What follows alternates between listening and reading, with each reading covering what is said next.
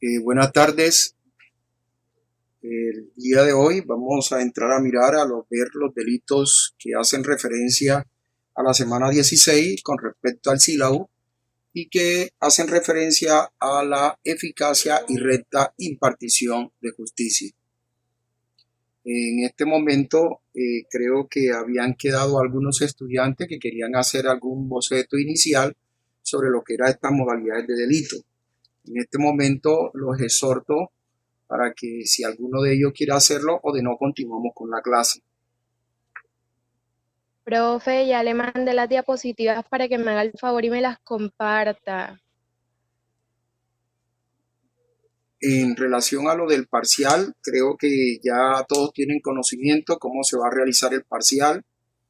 Estamos hablando que en la próxima semana, el día miércoles, que es el horario habitual para hacer el parcial, ustedes van a tomar un capítulo correspondiente de lo que hemos observado a partir de que entramos en cuarentena o en situaciones por lo menos de clases virtuales, y cualquiera de esos títulos que cojan van a realizarlo a través de unas diapositivas que deben ser de características institucionales.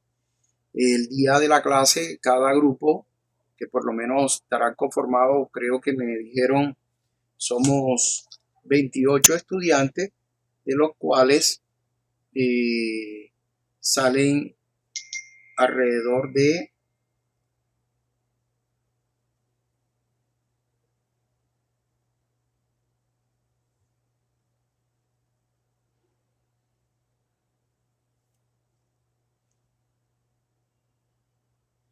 7 grupos, 7 grupos de los cuales deben de estar conformados por 4 estudiantes. Cada grupo de 4 estudiantes.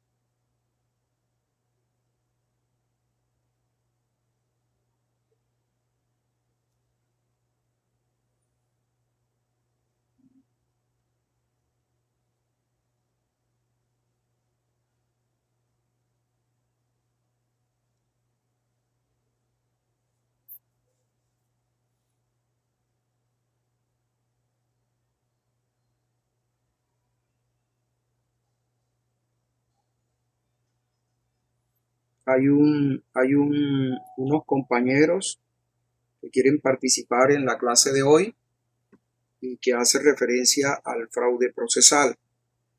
Entonces voy a adelantar la clase para llegar al delito correspondiente del fraude procesal a fin de que ellos puedan por lo menos generar esa participación. Permita un minuto. ¿Aló? ¿Sí? Hola Tata, ¿cómo te va? Bien, estoy en clase. ¿Te puedo devolver la llamada cuando salga?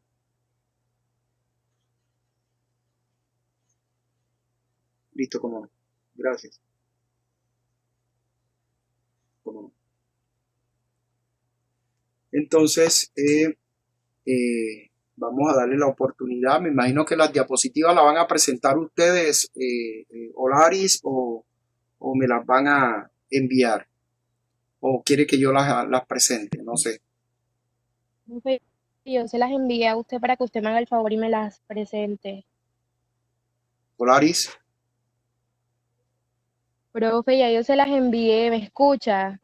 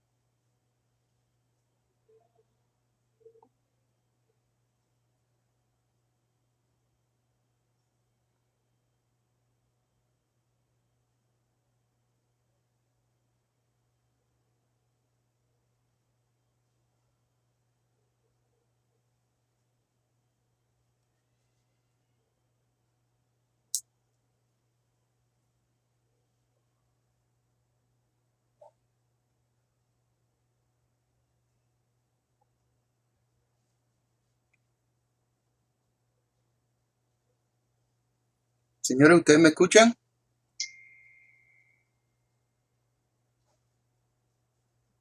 Sí, profe, sí lo escuchamos. Listo, entonces nuevamente hacemos la representación que corresponde esta a la semana 16. Vamos a tratar los delitos contra la eficacia y recta impartición de justicia. Algunos estudiantes me habían comentado que querían tener la oportunidad de participar en cualquiera de estas exposiciones, pero vuelvo y repito, esta situación no tiene nada que ver con lo que va a ser el examen final. De todas maneras, Olaris va a hablarnos sobre el fraude procesal. Entonces, tratemos de introducirnos un poco en lo que es estos delitos contra la recta impartición de justicia. Primeramente, es indispensable por lo menos recordar algunos términos que hemos venido observando sobre el porqué del concepto de eficacia y el concepto de impartición de justicia. Entonces, comencemos por lo menos en referencia a la clase que corresponde el día de hoy. Nosotros desde hace mucho tiempo hemos observado que a partir de la Revolución Francesa, basado en los principios por lo menos de Montesquieu, siempre se buscó hacer la diferenciación de las ramas del poder público. En ese momento se trató de identificar por lo menos el ataque directo a lo que era el Estado monárquico, a fin de que hubiera una independencia en cada uno de los ejercicios del poder. Es decir, el poder que ejecuta, que viene siendo representado por el gobierno o la rama ejecutiva, el poder que verdaderamente legisla y que viene siendo la representación del organismo que va a crear las normas correspondientes, y finalmente viene siendo de manera totalmente independiente el que va a dar la aplicación de la ley, en este caso lo que es la rama judicial.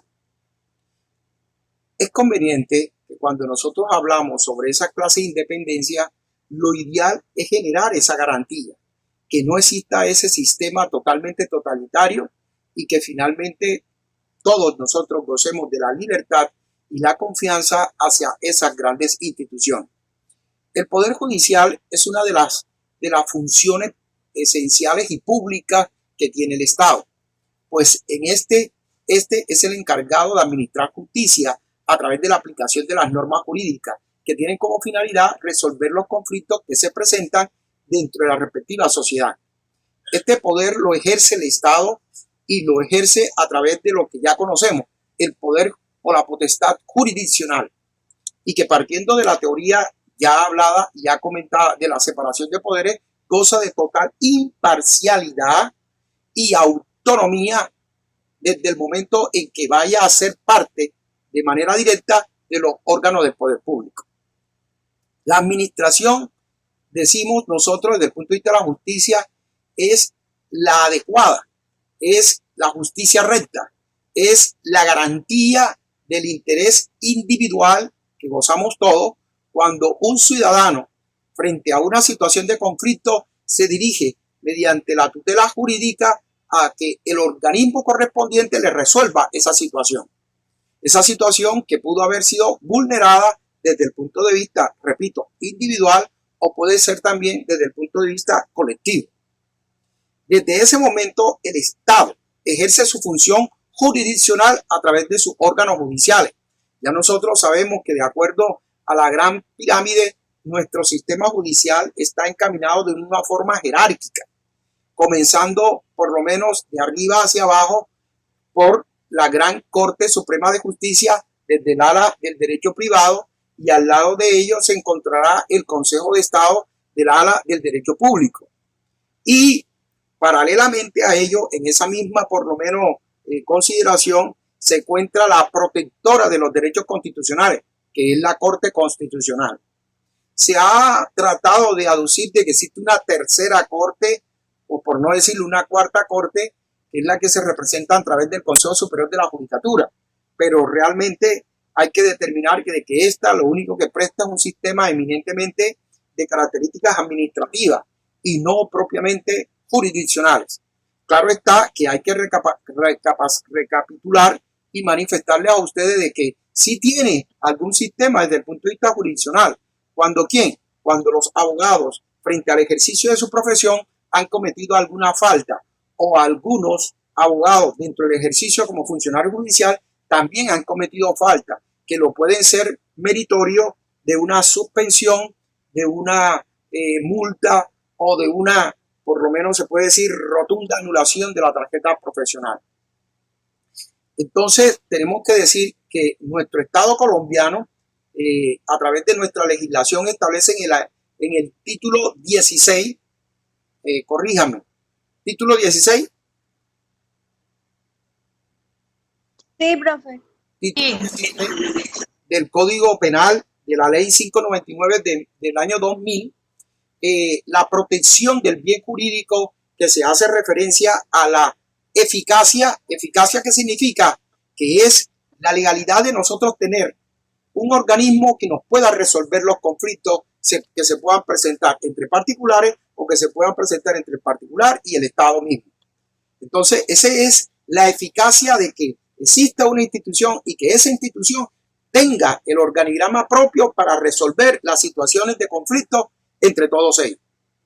Entonces, desde ese momento, esa recta impartición y esa eficacia, por lo menos con que se demuestra la justicia, lo que busca de manera contundente es la tutela adecuada de la administración. ¿Cuál administración? La de justicia. Recuerden que en la clase pasada nosotros hablábamos de lo que era la administración pública, y es el organigrama propio que trata de resolver cómo se manejan las diferentes instituciones del Estado frente a lo que es la capacidad de manejar el erario público, es decir, las capacidades dinerarias de las que conforman el Estado. Asimismo, como la recta también organización propia de la administración pública en el ejercicio de ese poder ejecutivo frente a todos los asociados. Nosotros acogemos una sentencia de la Corte Suprema de Justicia por allá del 5 de diciembre de 1996, una sentencia, si no estoy mal, del doctor Edgar Saavedra Rojas, que de una u otra manera establece como que el bien jurídico que se trata de proteger en nuestra legislación, por lo menos penal, frente a los delitos de eficacia y recta impartición de justicia, es nada menos que la función jurisdiccional. Es esa función jurisdiccional que resulta fundamental para la resolución de los conflictos sociales, apareciendo como la garantía máxima de la transparencia en los diferentes procedimientos que se puedan utilizar como circunstancias propias para lograr un objetivo. ¿Cuál? La verdad. Un objetivo, ¿cuál? Reconocerle el derecho a la persona que ha tenido dicho conflicto. O sea, palabras más, lo que se busca aquí es que realmente la persona se sienta segura frente a que si acude a la justicia, esta justicia va a ser loable, va a ser recta, buscando siempre que se logren los objetivos propios de la justicia como tal. O sea, la recta justicia no es más que darle el derecho a quien verdaderamente se lo merece. Ese es el concepto propio de lo que es la eficacia y el concepto propio de lo que se identifica como la recta administración. Así las cosas, podemos nosotros decir que efectivamente el objeto jurídico o el interés que tiene el Estado es la búsqueda en proteger, en la búsqueda de garantizar el bien que de una u otra manera, repito, es la función pública. En otras palabras, la función jurisdiccional. En otras palabras, la administración de justicia. Repito, se busca la eficacia, se busca la credibilidad, se busca la confiabilidad por las decisiones en curso de un respectivo proceso o en curso de una situación de actuación judicial. Nosotros vamos a tener la oportunidad de ver dentro de este andamiaje de delitos contra la eficacia de impartición de justicia que no todos los organismos frente al sistema judicial tienen en algún momento dado actitudes propias de administrar justicia. Es decir, en algunos momentos ustedes se van a encontrar que en aras de esa relación, de esa colaboración de poderes, vamos a encontrarnos que dentro de la rama ejecutiva, es decir, la del propio gobierno, habrán algunos sistemas que se tramitarán como procesos judiciales. Por ello, nosotros encontramos grandes aspectos procesales dentro de como si fuera un proceso judicial el que se encuentra por lo menos en la Contraloría General de la República. ¿Cuándo? Cuando observamos que realmente un empleado oficial ha tenido una desviación y ha generado un detrimento y que ha organizado una modalidad de un proceso disciplinario, voy a hablarlo como no disciplinario, un proceso fiscal o un proceso de responsabilidad fiscal, que es lo que se busca por parte de la Contraloría, que es la institución que organiza de manera directa la protección, por lo menos, del erario público. Entonces, cuando se observa que alguien no ha ido conforme a las legalidades propias que se han presentado alrededor de su administración, lo más probable es que genere un deterioro económico.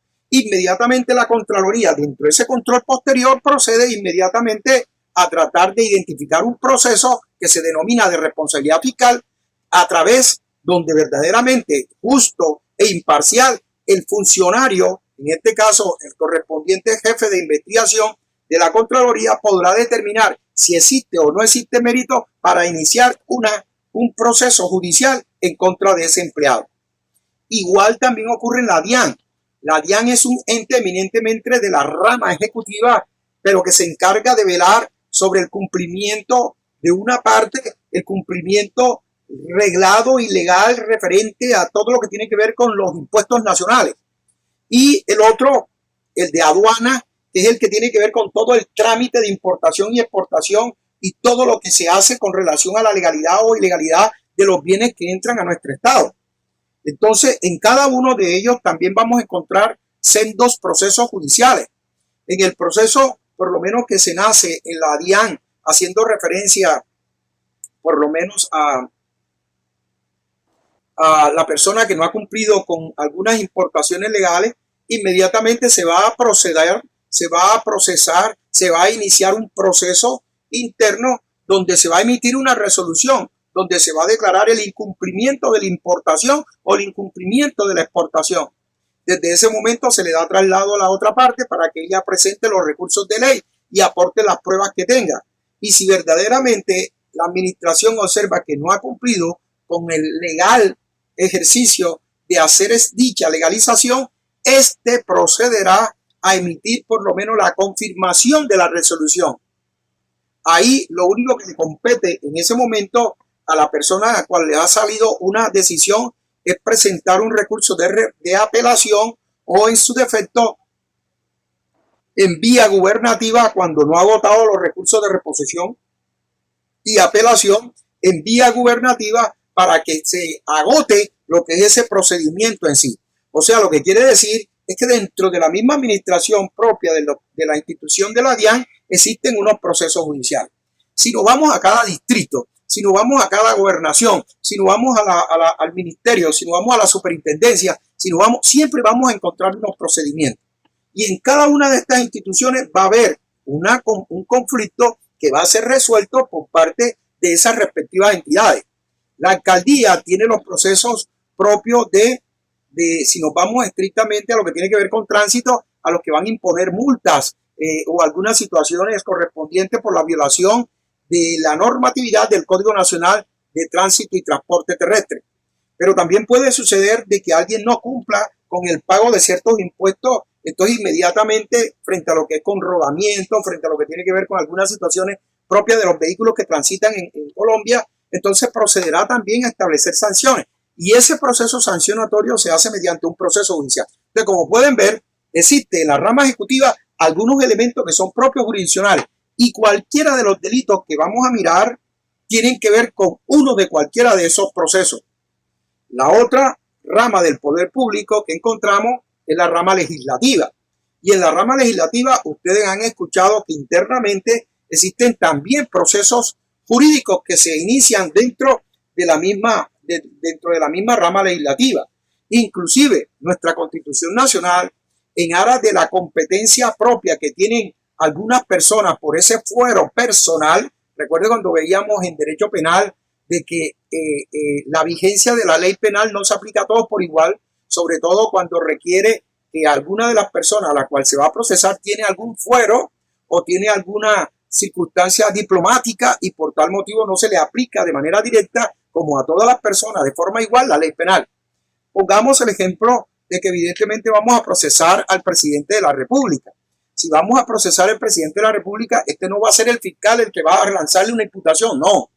El trámite que se va a hacer va a partir de la Cámara de Representantes, la cual inmediatamente se va a convertir con una sala que se va a llamar sala o cámara de acusación para que proceda a realizar las primicias investigativas correspondientes a determinar si efectivamente existe o no existe una conducta delictiva por parte del presidente. Puede suceder de que sí efectivamente la encuentre e inmediatamente la pasará al Senado para que el Senado apruebe y se presente inmediatamente ante la Corte Suprema de Justicia. ¿Quién va a cumplir las veces en ese momento de fiscal? Va a seguir cumpliendo las veces de fiscal el representante de la comisión de acusación. Igual manera será ya, en este caso ya la rama judicial, la que le deberá imponer la respectiva sanción fruto de ese ejercicio procesal que se surta ante la Corte Suprema de Justicia en la sala penal. Y la tercera, la que ya conocemos, la que está organizada desde el punto de vista jerárquico a partir de lo que ya les dije, los cuatro, por lo menos, elementos que se pueden encontrar en suma jerarquía y después vienen así sucesivamente en los tribunales superiores, posteriormente en los jueces de circuito, después vienen los jueces municipales, los jueces territoriales, los jueces de paz y ahora ustedes saben que hay una jurisdicción especial, la que corresponde a la JEP y también hay otra jurisdicción especial, la que correspondió en su momento a aquellos que fueron fruto del conflicto por parte de los parlamentares y así sucesivamente. Lo importante aquí, para simplemente recordar cuál es el bien jurídico que se protege, es recordar que lo que protege el Estado frente a la creación de los delitos contra la eficacia y recta administración de justicia, repito, es la administración de justicia. La eficacia, la credibilidad, la confiabilidad por las decisiones que imparta dentro de un curso de un proceso el funcionario judicial. Entonces, eso es lo que por lo menos nos conlleva inmediatamente a los delitos contra la administración. Estas modalidades de delitos se encuentran divididos en capítulos. Nosotros vamos a estudiar todos los capítulos. Vamos a estudiar los más importantes que nos lleven por lo menos a entender cuáles son los delitos que son de común aprecio dentro de la rama judicial. El primero que vamos a encontrar toma el énfasis en las falsas imputaciones ante las autoridades. Miren una situación que quiero por lo menos que les quede claro. Ya nosotros vimos los delitos contra la moral, ¿sí recuerdan? Los delitos que hablaban sobre lo que era la injuria y lo que es la calumnia. ¿Sí? ¿Alguien va a decir algo?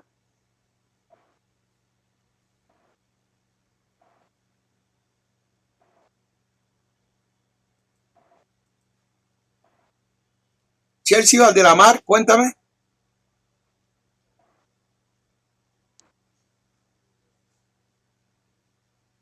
Chelsea.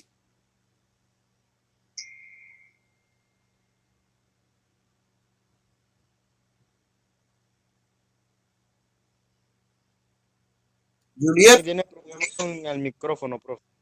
Es que hay una persona con el micrófono abierto. Juliet León. Aunque aquí aparece con el teléfono cerrado, acá aparece con el teléfono abierto.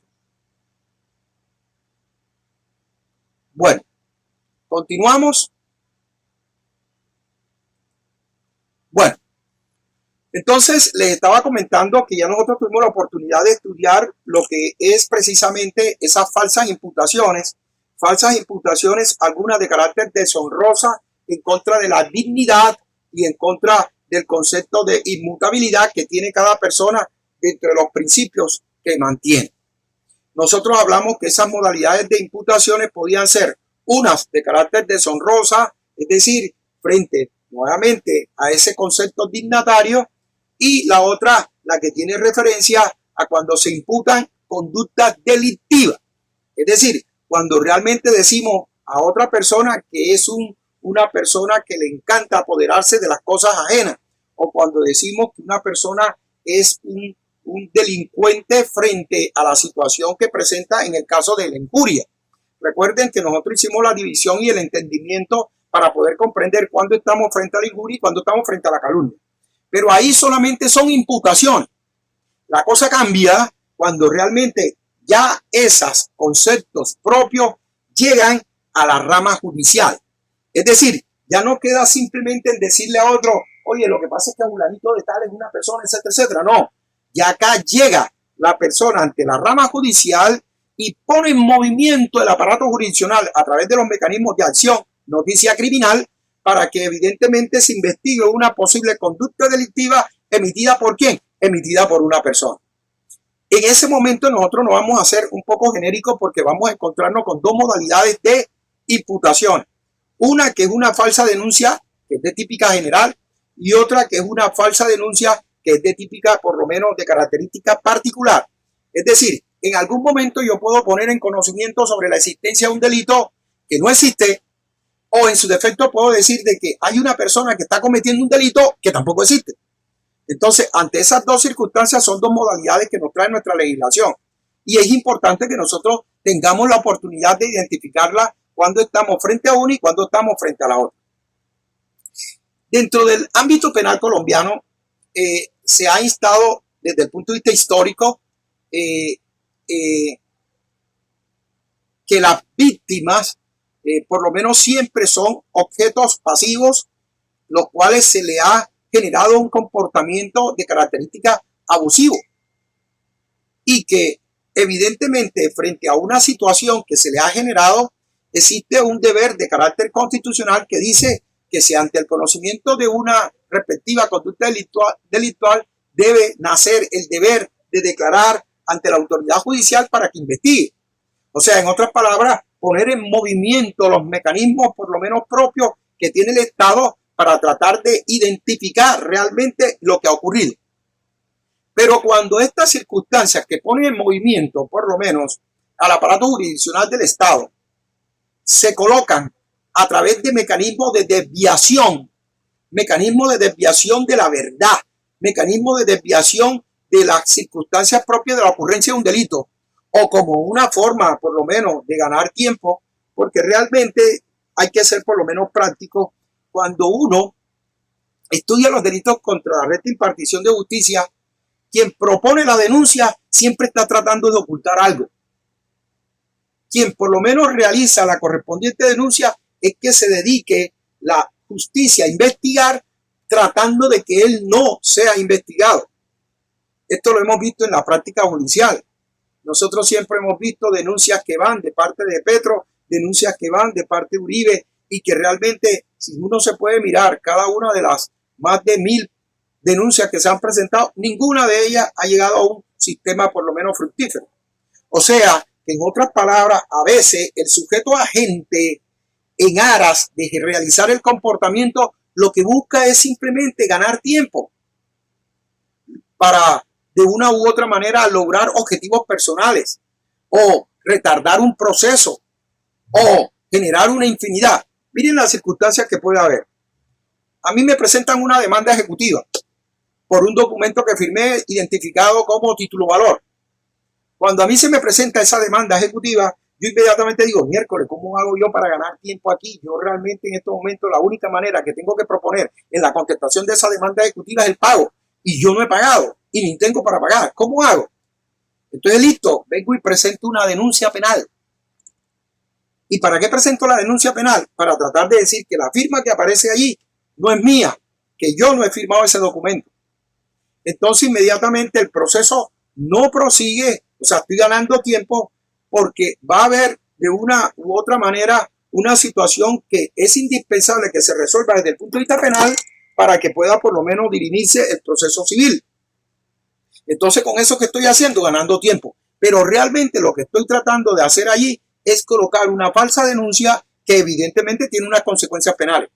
Y ojo, como lo vamos a ver ahorita más adelante, cuando la compañera Olari nos explique lo que es el fraude procesal, colocar hechos que no existen para poner en movimiento el aparato jurisdiccional del Estado puede, en un momento dado, incurrir Si el elemento es constitutivo de prueba que ha generado un error en el funcionario judicial, puede estructurar lo que se denomina el fraude procesal.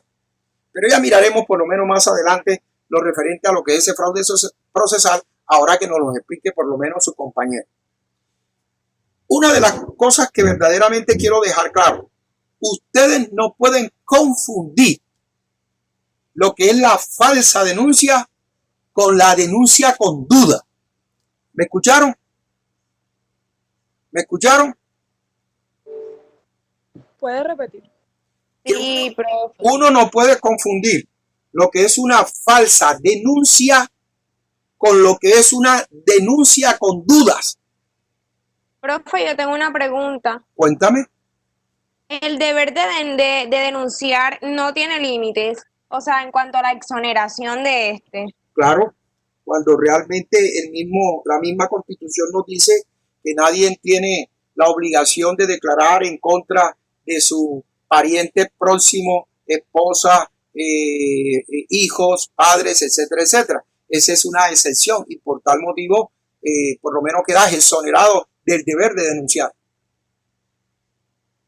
Pero la pregunta que estoy haciendo es, no puedo confundir lo que es una falsa denuncia con lo que es una denuncia con dudas.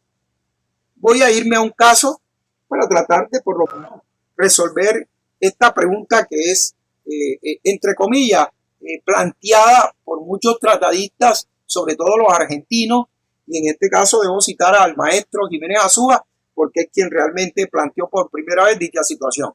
Miren, supongamos que yo estoy aquí en mi casa y de pronto yo escucho a esta hora un tropel, algo que se cae, algo que se destruye, gritos. Y evidentemente la persona gritando, diciendo, ayuda, auxilio, me va a matar. Y unos niños llorando. Al poco rato todo queda en silencio. Y eso 3 días después vuelve y otra vez ocurre. Se escuchan gritos. Nuevamente otra vez la misma circunstancia. Entonces, ¿qué puedo estar pensando yo? Que ahí hay una persona que está generando una violencia intrafamiliar y que está generando un deterioro al núcleo de la familia y por tal motivo merece que se presente una denuncia para que la Fiscalía proceda a investigar antes de que ocurra una situación más grave. Y efectivamente yo presento la denuncia. Estoy presentando la denuncia creyendo, dudando, de que las circunstancias que están ocurriendo son esas. Cuando la Fiscalía llega y verifica, inmediatamente los vecinos dicen, ¿de qué hablan? No, es que el señor ha manifestado que el día lunes, que el día miércoles y que el día viernes ha escuchado alrededor de las 12 un tropel bien grande que sobreviene de esta casa y que realmente ocurre esto y esto y esto y esto. Entonces inmediatamente la persona dice, hombre, yo realmente lo que les quiero decir es que yo tengo un hijo, que mi hijo, la única manera para que pueda comer es que uno le ponga un video, y el video que por lo menos muestra es un video de que le están gritando a los niños para que verdaderamente coman. Y vienen y colocan el video, y efectivamente el video que la persona escuchaba. Entonces ahí se puede determinar que la persona cometió una falsa denuncia. Sí, la cometió porque los hechos no son verdaderos, pero realmente no son provenientes de una circunstancia dolosa que la persona quería lanzarle una imputación. Recuerden que cuando verdaderamente estudiábamos la injuria, tratábamos siempre de advertir que, ojo, que aquí lo que se lanza son imputaciones falsas, imputaciones deshonrosas. Aquí realmente la persona tiene que tener el dolo, el animus injuriandi para poder ocasionar ese daño. Acá debe de haber también el ánimo de causar daño creando una situación fáctica sobre un hecho que no existe. Y por eso la persona presenta la respectiva denuncia. Entonces ahí identificamos nosotros lo que es la falsa denuncia, por lo menos correspondiente. A veces uno trata siempre cuando estudia la falsa denuncia, dentro de ese correspondiente capítulo, se encuentra uno con 3 modalidades, por lo menos, que representan las falsas denuncias. y que sobrevienen de circunstancias ficticias. La primera de ellas la vamos a encontrar en el artículo 435, la segunda en el artículo 436 y la tercera en el 437, que de una u otra manera determinan lo que les he venido diciendo, con excepción del 437, porque el artículo 437 lo que les va a ustedes a connotar es una falsedad sobre una circunstancia que yo no he realizado, pero yo voy a decir que la realicé. O sea, lo que nosotros vamos a denominar como una autoincriminación. Entonces, por favor, Daniela, ¿me puedes colaborar? ¿Podemos leer el artículo 435, porfa?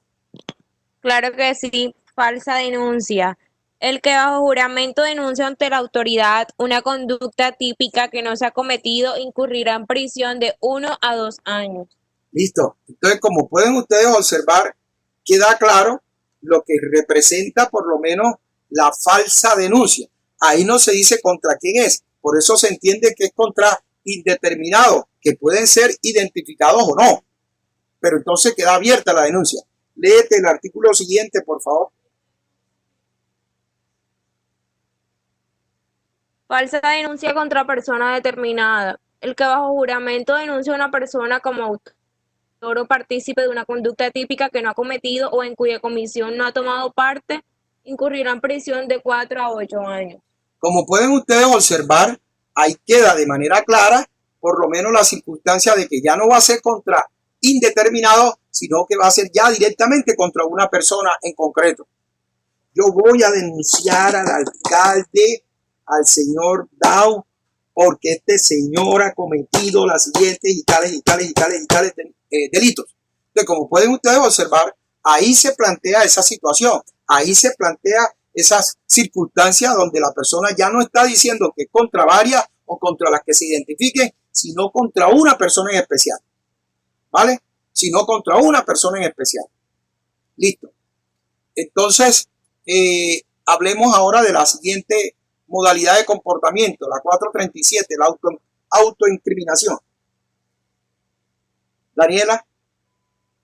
La falsa autoacusación. El que ante autoridad se declare autor o partícipe de una conducta típica que no ha cometido o en cuya comisión no ha tomado parte incurrirá en prisión de 1 a 2 años.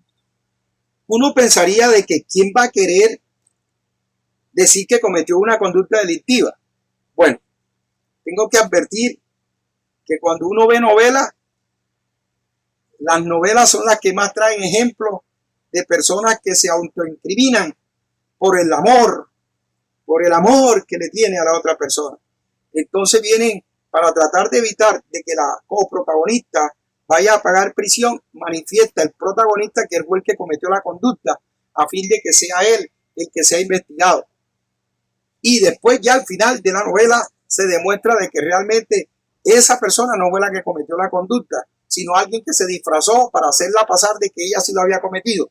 Y de paso el protagonista pagó unos años de cárcel pensando de que quien había cometido la conducta era su amada, su corazón, etcétera, etcétera. Esa es una falsa autoincriminación.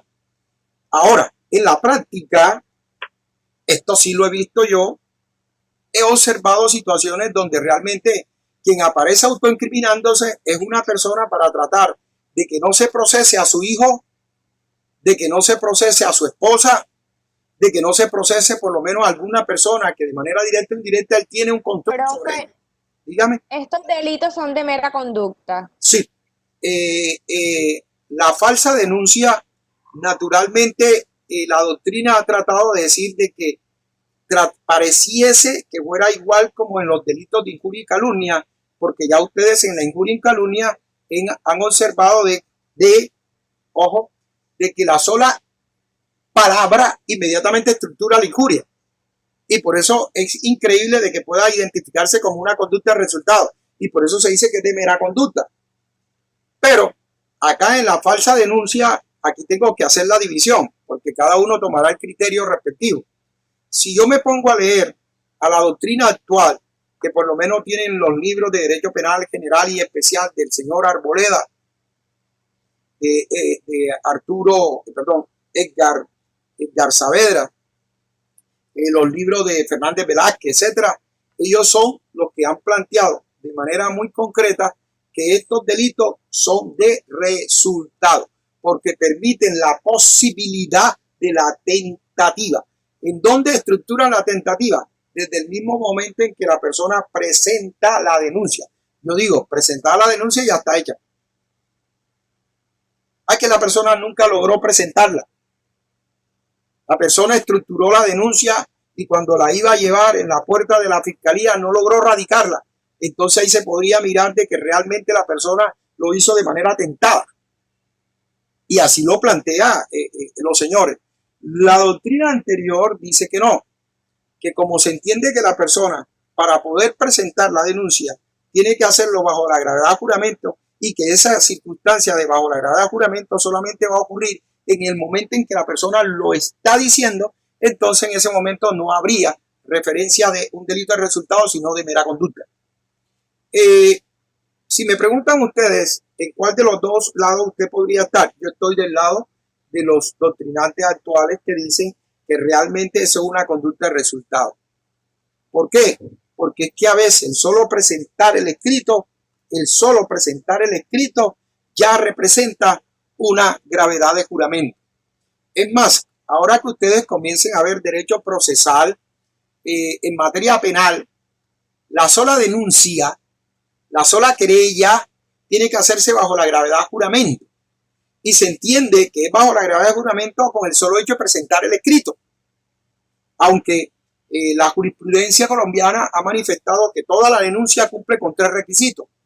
Uno, que debe identificarse la fiscalía, que debe identificarse por lo menos los autores y la calidad del delito, y finalmente que debe hacerse bajo la gravedad de juramento. O sea, esos son los 3 requisitos desde el punto de vista de fondo que debe por lo menos contener desde el punto de vista especial una denuncia. Ya cuando veamos parte procesal, si ustedes llegan a verlo o lo ven con el doctor Cumplido, el magistrado, etcétera, etcétera, ustedes van a observar esos requisitos pro de forma y esos requisitos pro materiales que debe tener estas dos instituciones propias del derecho procesal. ¿Vale? Bueno, entonces les quería decir un ejemplo de la práctica sobre lo que se identifica haciendo referencia a que la persona se autoincrimine. Esto ocurrió en el año 2004. Quizás algunos de ustedes estaban todavía muy niños, pero voy a plantear el caso más o menos como ocurrió, porque fue de connotación por lo menos en toda Cartagena. Tres jóvenes estaban por lo menos compartiendo en la vía de Boca Grande. Eso no es Boca Grande, eso es Castillo Grande. Allá la vía donde está la parte de la playa. Están tomando alguna modalidad de licor, para no ser tan estricto.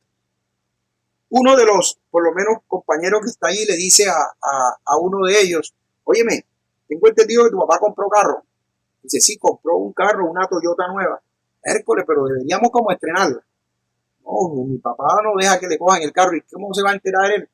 Si tú sabes que ustedes viven en el 8º piso del edificio Tequendama y el carro está en el parqueadero. Tú puedes salir y el portero lo único que te va a abrir la puerta. Listo, eso es todo. Entonces el muchacho ha quedado con la intriga y se ha ido corriendo, ha sacado las llaves del carro de su papá, se ha montado en el carro, ha sacado el carro, ha recogido a sus compañeros y han comenzado a dar vueltas por todo Cartagena. Fueron a Crespo, fueron al centro, salieron del centro y se fueron para, como dicen por ahí ellos, para las zonas norte. No norte, Crespo, ni nada por el estilo, no, norte de la parte como si fueran para Turbar. Cuando ya habían pasado, creo que estuvieron en Mi Vaquita, cuando ya regresaban, bueno, ya cansado, el licor ya haciendo más efecto, el joven que venía conduciendo se durmió. Creo que todos se durmieron. Y en ese momento cogieron el andén de la vía de regreso y al frente del estadio, y el vehículo comenzó a dar vueltas. Circunstancia trágica: uno de los jóvenes que iba falleció, otros resultaron heridos y el vehículo quedó totalmente destruido. El joven que de pronto no tuvo mucho, inmediatamente llama a su papá Y el papá en menos de 20 minutos ya se encontraba ahí con ellos. La autoridad judicial no había llegado, muy a pesar de que ya habían llamado a que llegara el tránsito. Cuando el papá ya mira todo eso, ya al joven ya se lo habían llevado para un centro asistencial, el que había fallecido y a los otros heridos. Llega el papá, encuentra por lo menos solamente unas personas mirando, etcétera, etcétera.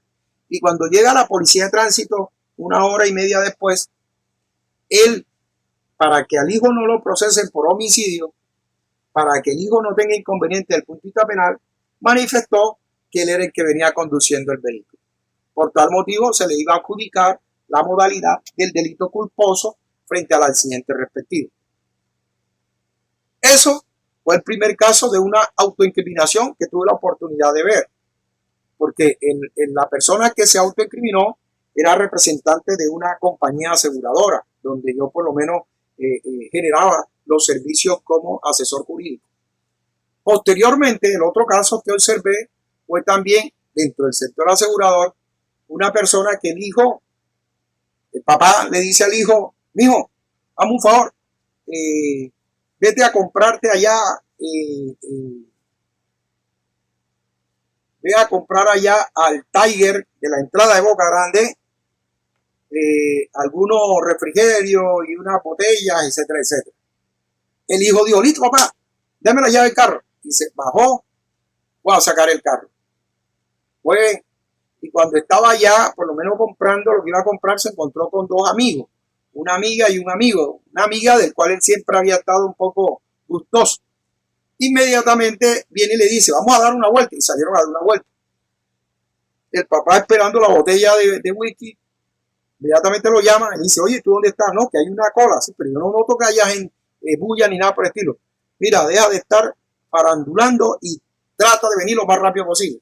Bueno, como ellos estaban, por lo menos por allá por Manga, en la parte de la vía de Manga, comenzó a acelerar para tratar de llegar rápido, dejar a los compañeros donde los había dejado. En la velocidad que traía, por lo menos se encontró de frente con otro vehículo. Chocaron y generaron daños tanto para el carro de él como para el otro carro. El papá, cuando inmediatamente llega a observar toda la situación, viene y manifiesta, ¿cuántos años que tú tienes? Le pregunta al hijo. El hijo dice, no, apenas 17. Tú no tienes licencia, ¿verdad? Tú no has hecho el trámite de la licencia. No, papá. Entonces enseguida pensó, la compañía aseguradora, si sabe que el accidente lo realizó una persona que no tenía licencia de conducir, efectivamente en ese momento la compañía no me paga ni el daño que se presentó en mi vehículo y menos aún contra el otro vehículo que resultó con daño. Ante esa situación queda claro de que evidentemente el papá enseguida dijo, no, yo voy a decir que soy yo el que venía conduciendo. Esa es otra forma de autoincriminación para tratar de buscar un fraude a la compañía. Pero ya ustedes saben que eso es muy difícil. Ahorita con las cámaras se sabe quién llega, quién no llega, cuánto llega. Hasta inclusive puede hasta entrar hasta un vehículo para verificar quién venía conduciendo, quién no venía conduciendo, etcétera, etcétera. Por lo menos en esas circunstancias, por lo menos Oiga, profe. ya existe. Dígame. Ojalá yo tuviera un papá que si a mí me pasara eso, en vez de pagar eso, lo que hace es clavarme y encerrarme toda la vida. Ojalá yo tuviera un papá así. Joseph, quizás lo dices tú porque no te has visto en esa. No digas eso, porque hasta que no te veas inmerso en una situación de esa, tú no sabes cómo actuaría tu papá. Mira, he visto personas, así como lo dice Daniela, he visto personas que los castigos que le hacían a sus hijos son crueles. Y cuando digo crueles, crueles. En alguna ocasión recuerdo que nosotros... Profe, eso dice él, porque a mí me pasó algo parecido y peor aún, el carro se fue a pérdida total. ¿Sí? Y mi papá no reaccionó mal. No, es que lo primero aquí que se verifica es que realmente la salud es lo primero. O sea, que realmente no le pase nada a la persona que uno quiere. Que uno coja rabia y todo lo demás, sí, pero lo primero es lo primero. O sea, gracias a Dios no ocurrió nada que verdaderamente sea mañana de no posible reparación. Entonces, miren lo que les advierto de las circunstancias. Este padre era un poco molestoso. Nosotros estábamos ese día compartiendo en la casa del amigo y de pronto el papá estaba viendo televisión. No sabemos qué pasó. Cuando de pronto el papá se levantó todo enérgico y nos echó a todos.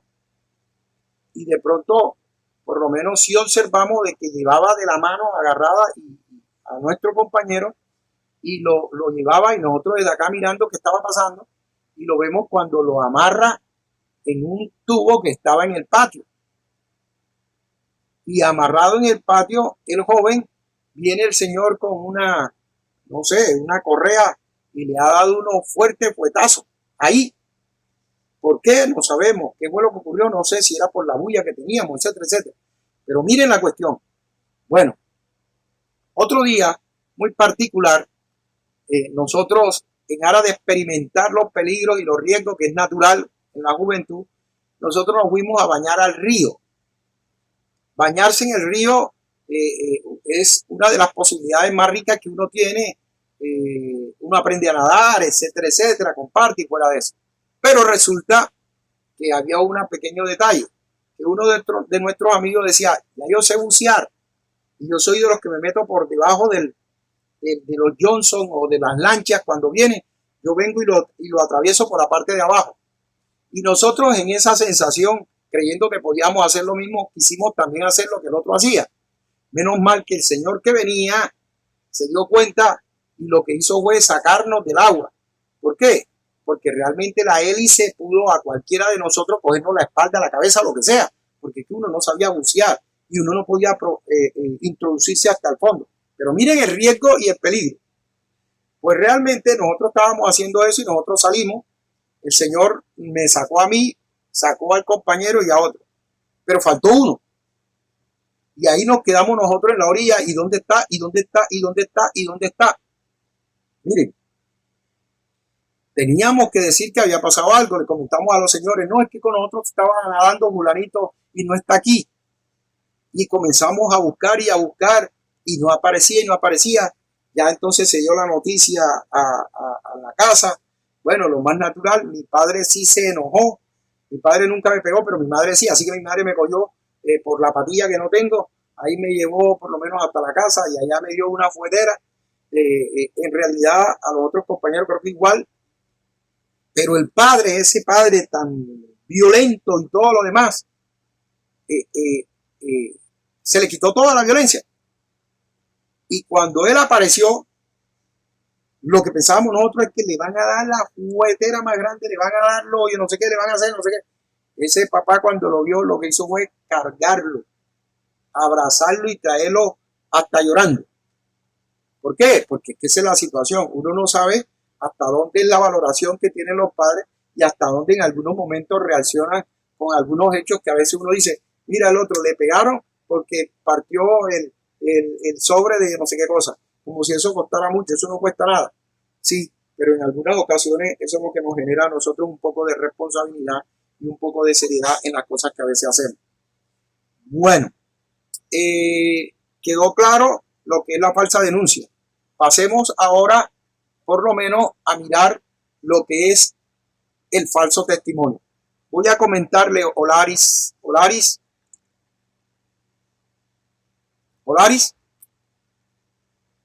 Profe, dígame. tú no vas a tocar el falso testimonio, ¿verdad? Eso No, no. ¿Cómo? No, yo no lo voy a tocar. Perfecto. Solamente... Entonces, dame 15 minutos para tocar el falso testimonio, que es uno de los elementos más importantes que vamos a tener la oportunidad de tratar. Bueno, ya creo, por parte de ustedes, que han tenido la oportunidad de ver debido proceso y han tenido la oportunidad de estudiar procesal general, por lo menos este semestre. En este orden de ideas, ya ustedes saben que dentro del proceso judicial se va a encontrar una etapa que se ha denominado etapa probatoria y que es donde verdaderamente se discute todos los elementos probatorios que tengan cada una de las partes. En este caso, por parte del demandante, las pruebas que aportó, y por parte de la defensa o por parte del que contesta la demanda, el demandado, las pruebas que también aportó. Bueno, en materia, por lo menos de lo que ustedes han estudiado, se han encontrado con que existen varias modalidades de prueba. Está la prueba documental, que es la constitutiva en algunos casos de documento escrito. Ya nosotros vimos y aseveramos esa situación cuando vimos la falsedad documental. También dijimos que también el documento puede constituir algún elemento magnetofónico que tenga o contenga un derecho o una circunstancia propia como elemento de prueba. Y cualquiera de estos elementos. O sea que la primera podríamos nosotros identificarla como la prueba documental. También encontramos otra modalidad de prueba que es la inspección judicial, que no es más que observar, llegar al lugar donde ocurrieron los hechos y tratar mediante un concepto fotográfico, etcétera, etcétera, etcétera, planimétrico, etcétera, etcétera, determinar cómo fueron los es ante, los es post de lo que ocurrió en el lugar de los hechos. También, por lo menos, existe otro elemento probatorio que es el que uno, por lo menos, denomina como la prueba pericial. Pero aquí, este concepto de perito ya no es como existía en el Código de Procedimiento Civil anterior, porque el Código General del Proceso establece una modalidad diferente de lo que son este elemento material probatorio. ¿Por qué? Porque aquí el perito va a tratar de determinar ese ajuste técnico en una prueba que vamos a llamar nosotros prueba testimonial. Entonces, como pueden ustedes observar, por lo menos está la prueba pericial, está la prueba testimonial, está la prueba documental, la inspección judicial, la prueba indiciaria y se me escapan algunos otros elementos propios que se tienen en cuenta por parte de cualquiera de las legislaciones civil, penal, laboral, administrativo, etcétera, etcétera. Bueno, en una de esas pruebas se encuentra lo que es la prueba de declaración. Y yo le hablo de declaraciones por una sencilla razón, porque pueden existir tres modalidades de formas de llegar en forma verbal al funcionario judicial. La primera es la que se identifica como la declaración de las partes. En este caso, cuando se hace un interrogatorio al demandante, cuando se hace un interrogatorio al demandado.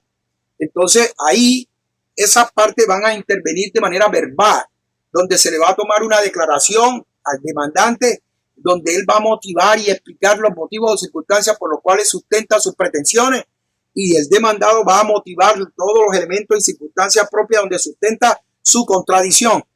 Entonces, ante esa circunstancia se estructura lo que es el interrogatorio de partes.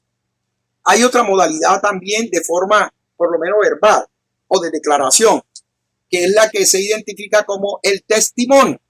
¿Y qué es la prueba testimonial? La prueba testimonial no es más que la declaración que hacen terceras personas sobre los hechos que les consta, donde se encuentran las pretensiones jurídicas de una u otra manera del demandante y las pretensiones jurídicas de una u otra manera del demandado. O sea, en otras palabras, son terceros que le consta lo que realmente se está pretendiendo o se está contradiciendo.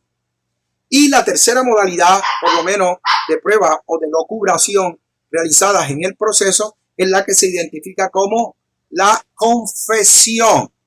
O sea, aquella que nace como consecuencia de la aceptación. Es decir, la persona, en vez de contradecir, lo que hace es que acepta lo que la otra persona está proponiendo. Entonces, ante esa circunstancia, la persona al momento de declarar no va a contradecir nada, sino que va a decir, ¿sabe qué? Yo voy a declarar que si es verdad, yo sí le debo, yo sí tengo una obligación con ese señor, yo no le he pagado, sino que las circunstancias no han dado para hacerlo, he tenido estos y estos y estos y estos y estos elementos. O sea que todas estas circunstancias nos demuestran de manera clara que realmente la persona lo que quiso fue acceder a todas las pretensiones del demandante. Esa es la confesión. Bueno, cuando nosotros nos vamos estrictamente a lo que es la falsedad en el testimonio, aquí tenemos que hacer referencia es a la falsedad que ocurre único y exclusivamente frente al testigo, es decir, al tercero que frente al conocimiento de los hechos va a aportar para que el juez mañana más tarde, frente a ese análisis por lo menos razonado de lo que le ha valido la convicción generativa de las pruebas, pueda tomar una decisión jurídica al respecto de fondo frente al proceso que se ha estudiado. Es decir, emitir una sentencia. O sea, que le ha llegado toda la certeza necesaria para emitir la respectiva sentencia. Entonces, ante esa circunstancia, tenemos que identificar de manera clara que el testimonio, repito, hace referencia es a la prueba del tercero. Miren, ¿qué es propiamente el falso testimonio? Pues realmente tenemos que advertir que es un hecho. Es un hecho que se presenta frente o contra la administración de justicia y cometido por una persona que ha sido valorada e identificada y tomada a juramento dentro de un proceso judicial. Es decir, que no es cualquier testigo. Voy a explicar esto. Joseph y Ealo me dicen a mí, doctor, ¿usted qué va a hacer el viernes? Nada. Doctor, ya usted no es nuestro profesor. ¿Será que lo podemos invitar a tomar una beer ahí en el establecimiento que queda ahí en la bomba correspondiente del establecimiento? No me acuerdo cómo se llama eso. Bueno, donde venden hamburguesas. Yo les digo, hombre, me parece muy bien. Listo, vamos. Ahí, es muy probable que pase, bro. Bueno, listo, ojalá pase por las hamburguesas. Bueno, entonces, estando allí compartiendo, de pronto llega por lo menos una persona que para el carro, lo adelanta, para el carro, lo adelanta, para el carro y lo adelanta, y de pronto se va. Al poco rato, ya cuando nos despedimos, bueno, chao, chao, hasta luego, hasta luego, hasta luego, nos fuimos. De pronto, como a la media hora, me llama Joseph, doctor, o bueno, ya no doctor Real, señor Javier, ¿cómo está? ¿Ya usted está en su casa? Y yo, claro que sí. Hombre, usted me va a disculpar, me va a perdonar de que yo me haya tomado el atrevimiento de llamarlo, pero es que aquí estoy con mi novia. Ajá. Y mi novia dice que yo estaba en distrito, ya recordé el nombre, distrito especial, con una muchacha y que efectivamente, ¿cómo es que se llama? Le estaba brindando gaseosa y hamburguesas y demás. Entonces ella aquí está escuchando, es como para que usted me diga o me sirva de testigo de que efectivamente quien estaba conmigo era usted. Entonces en ese momento lo más probable es que yo sí puedo dar fe sobre lo que evidentemente pasó y con quién estaba Joseph, pero todavía no es un testimonio. ¿Por qué todavía no es un testimonio? Porque se llama testimonio cuando ya la persona se enfrenta al funcionario judicial y el funcionario judicial le toma juramento. Es decir, en un momento dado ya la persona se vincula a un proceso y donde dentro de las modalidades propias del proceso se le va a tomar un juramento para que se obligue a declarar la verdad y más y única y exclusivamente que la verdad. O sea, ahí es donde podemos nosotros decir cuándo se comete el falso testimonio. Ahora, si de pronto la novia de Joseph viene y dice que ese señor que tú llamaste es un falsario, ha cometido un falso testimonio, porque realmente a mí mi amiga me dijo que tú estabas era con tal persona. Entonces, si se dan cuenta, ahí no hay falso testimonio. Pero para tóxica, profe. ¿Cómo? Esa novia es tóxica. Hay peores. Hay algunas que realmente, como siempre yo he dicho, líbrame, Señor.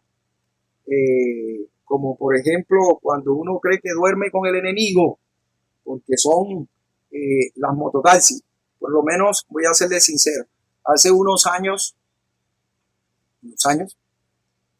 había una persona que por X o Y motivo frecuentaba, y de pronto esa persona la invitamos a un lugar con mis compañeros y ella estuvo con nosotros ahí. Pero el siguiente fin de semana nosotros teníamos otros planes. Nos íbamos para mi vaquita y de ahí de mi vaquita íbamos a salir a hacer cualquier cosa. Cuando de pronto mis amigos me dicen, oye, mira quién viene ahí en una moto. Y miércoles, ¿qué hace aquí? Ah, no, que estaba verificando por aquí. ¿Y con quiénes está? Estoy con unos amigos. ¿Y puedo quedarme? Yo, no, estamos puro macho solo, aquí sí verdaderamente no puede estar. Claro, porque teníamos otros planes. Entonces, en ese orden de ideas, por ejemplo, ella dice, bueno, listo, yo me quedo. Los amigos dicen... Pues le tenían el GPS activado. Exactamente. Nos hemos ido por otra parte y cuando vemos allá, mira, la mototaxi. Y nos hemos ido por lo menos por otro lado, centro, la mototaxi. nos fuimos para Boca Grande, la mototaxi. Por último dijimos, vamos a la bomba que queda a la entrada de Crespo, y allá llegó la mototaxi. Entonces nosotros le enganchamos por lo menos la mototaxi. Eso más que GPS era una persecución implacable. Entonces más o menos en lo que quiere por lo menos decirse, hay personas de todos los géneros. Bueno, en ese orden puede que nosotros por lo menos estemos frente a una declaración que puede dar fe sobre lo que la persona estaba o no estaba, pero cuando nosotros hablamos que se estructura el falso testimonio, siempre va a ser dentro de un proceso judicial y que va a ser ya sea al testigo, al perito, al intérprete, donde va a faltar a la verdad. ¿La verdad de qué? De su testimonio. ¿A la verdad de qué? De su declaración o del dictamen que va a presentar. Podemos nosotros decir que existen varios tipos de modalidades, por lo menos de características normativas, en donde nosotros encontramos esta situación delictiva, como por ejemplo, el testimonio, ya nosotros sabemos que es la declaración y que se debe de realizar ante un determinado juez. Ya de ello, por lo menos ya les expliqué. Pero puede suceder de que no sea ante un juez, puede suceder ante otra modalidad de circunstancias. Por eso al inicio les expliqué, la rama ejecutiva tiene en algunos momentos dados algunas circunstancias propias con características jurisdiccionales. Por ejemplo, si yo llevo a que declare una persona ante la DIAN para que declare algo sobre lo que yo hice, ese es un testigo y por tal motivo también se le toma juramento. Puede suceder de que yo lo lleve por lo menos para tratar de advertir en el proceso contravencional de tránsito de que realmente el que venía manejando ese día no era yo y que esa fotomulta no me corresponde. Por tal motivo, conforme a lo que ha dicho la Corte Constitucional. O sea, si se pueden dar cuenta, uno está llevando esas circunstancias propias. Puede sobrevenir de una causa de carácter judicial dentro de una situación de carácter administrativo. O la declaración, por lo menos esa circunstancia de característica objetiva, por lo menos que se presenta, tiene que de manera directa representar la discordancia, esa discordancia entre lo que es la realidad y lo que la persona ha comentado de manera diferente. Ese mecanismo propio de ocultar la verdad puede ser o porque la persona lo calla o porque la persona lo dice de manera parcial para minorar por lo menos los cargos o lo hace de manera total. No es totalmente falso. Realmente a eso no ocurrió así. Hombre, este es un hombre de Dios. Esta persona no se atreve ni siquiera a alzar ni matar una mosca, etcétera, etcétera. O sea, o calla la totalidad, o en su defecto no lo calla, sino que dice algo contrario a la verdad. Entonces, repito, para poder estructurar el falso testimonio, necesariamente tiene que haberse dado una declaración ante un funcionario de características judiciales. Y que esa declaración de características, por lo menos que se ha dado ante un funcionario judicial, se haya ocultado a la verdad, ya sea de carácter parcial o total, o porque realmente no se dijo nada, totalmente nada, porque la persona se cayó, se manifestó de que no tenía conocimiento sobre los hechos, cuando sí realmente sí los tenía en su concepción. Entonces ahí podemos nosotros, por lo menos de manera clara, identificar lo que es el falso testimonio. Entonces, es importante, repito, es importante uno identificar cuando estamos frente al falso testimonio. La Corte Suprema, y esto sí por lo menos sí lo recuerdo y yo lo apunté aquí. La Corte Suprema de Justicia, exactamente la Sala Penal,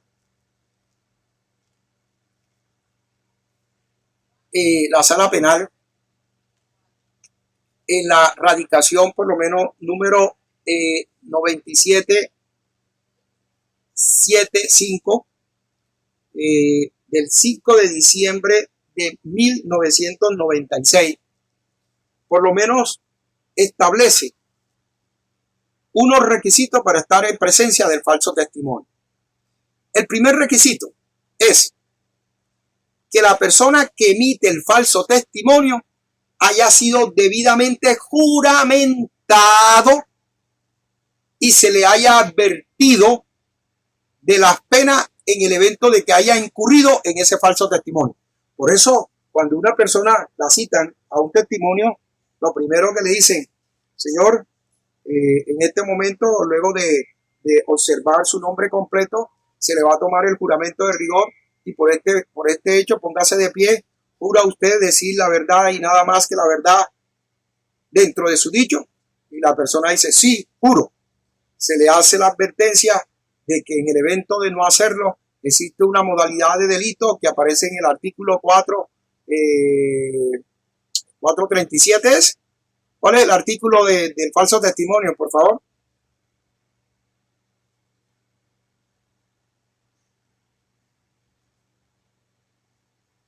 442.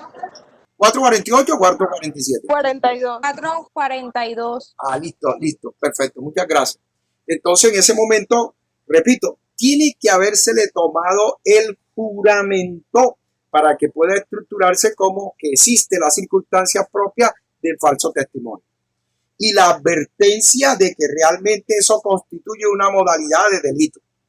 Yo soy, en los testimonios, siempre tengo como base concreta la figura del falso testimonio, cuando voy a interrogar.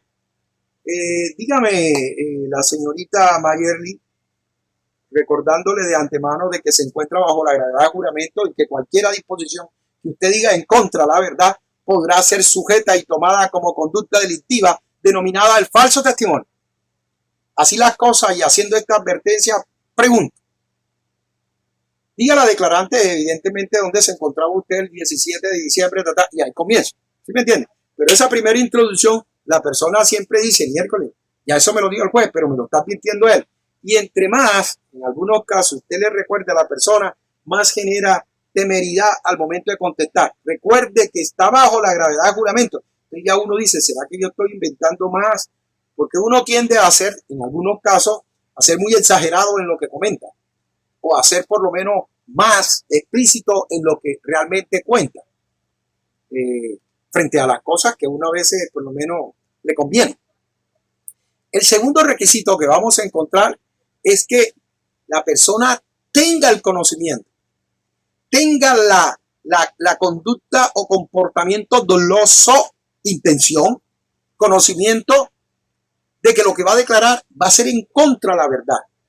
Entonces es importante porque realmente el falso testimonio no es culposo. El falso testimonio es una conducta eminentemente dolosa. Y el tercer requisito que establece este tipo penal es que pueda admitir el error. Ahí es donde la persona por lo menos puede estar incurso en un error.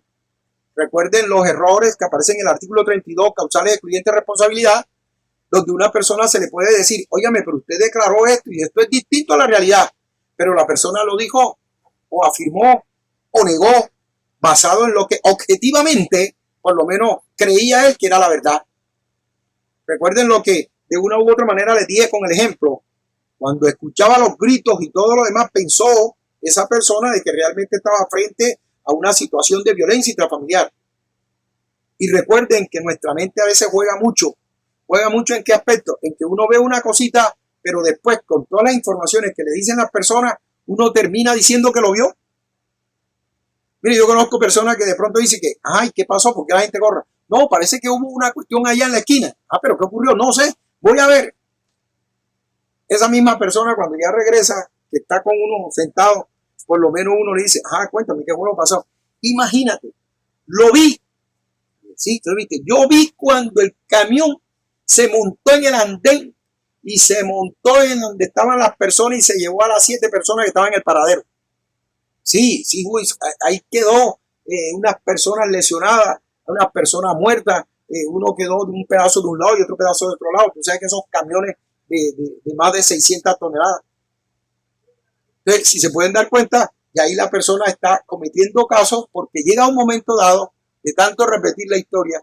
¿Recuerdan el ejemplo que yo les decía con respecto a algún compañero, una compañera, que yo encontraba en el camino y que evidentemente venía con el cabello mojado y se bajaba del carro? Entonces todo el mundo comenzaba a decirte que ya estaba saliendo conmigo porque la veían bajando del carro. O sea, más o menos así. Entonces cada persona que contaba la historia le va aumentando, le va aumentando y le va aumentando. Pues puede suceder así.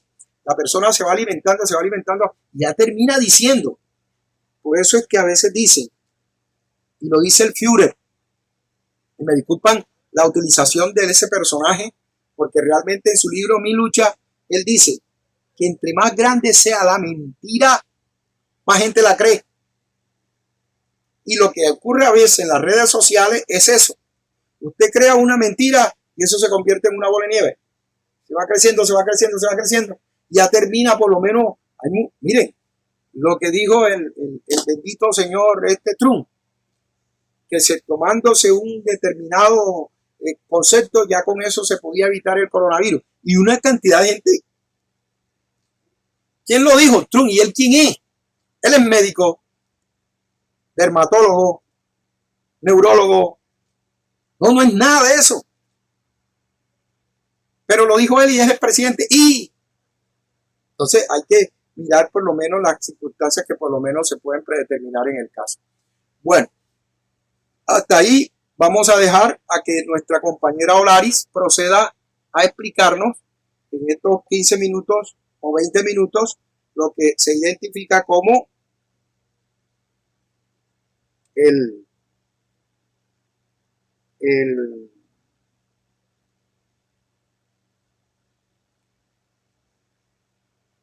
fraude procesal. Olaris. Profe, ¿me puede hacer el favor de compartir las diapositivas? Por eso te estaba comentando que si querías compartirla, no me habías dicho nada. Espérate un momento. Claro que sí, profe, sí le dije desde el principio. Sí, espérate un momentico. Ok. Miércoles, Olaris. Ahora no encuentro. ¿Tú me la mandaste de tu correo o al correo del grupo? No, se las envié por WhatsApp, o sea, al privado. Por eso, que no encuentro tu... Esto me lo mandaste ahorita a las 12, ¿verdad? Lo mismo. Vamos a ver si...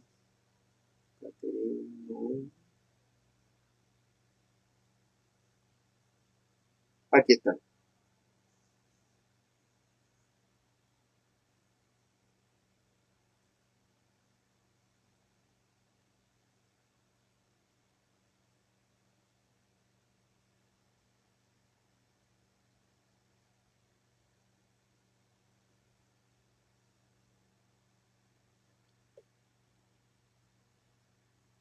Da un minutico.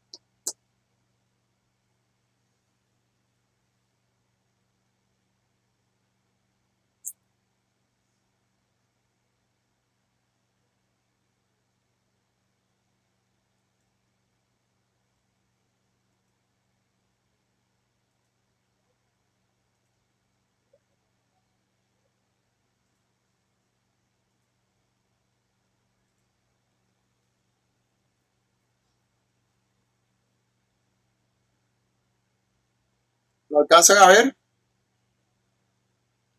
Sí, sí, señor, sí las vemos. Profe, ¿las puede ampliar un poquito más? Sí, claro. Permíteme un minutico.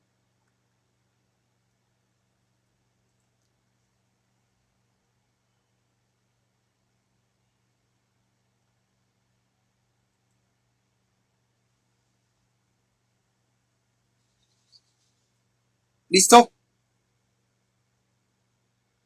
Bueno, buenas tardes A continuación, mi compañera Chelsea Valdelamar y mi persona les hablaremos un poco sobre lo que es el fraude procesal, la tipificación de este delito y su estructura.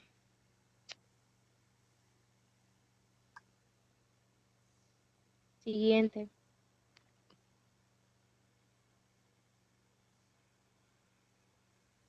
Bueno, como bien sabemos, la palabra fraude proviene del latín fraus y esto significa engaño o daño derivado de un engaño para la lengua jurídica.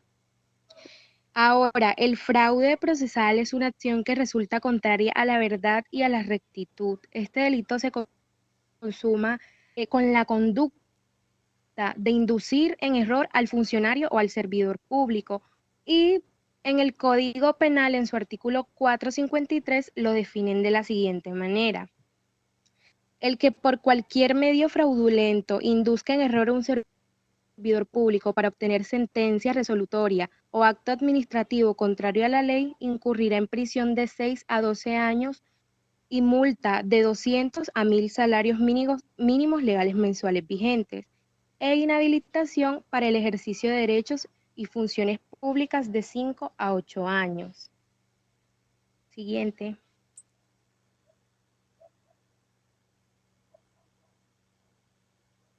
A continuación les va a hablar mi compañera Chelsea.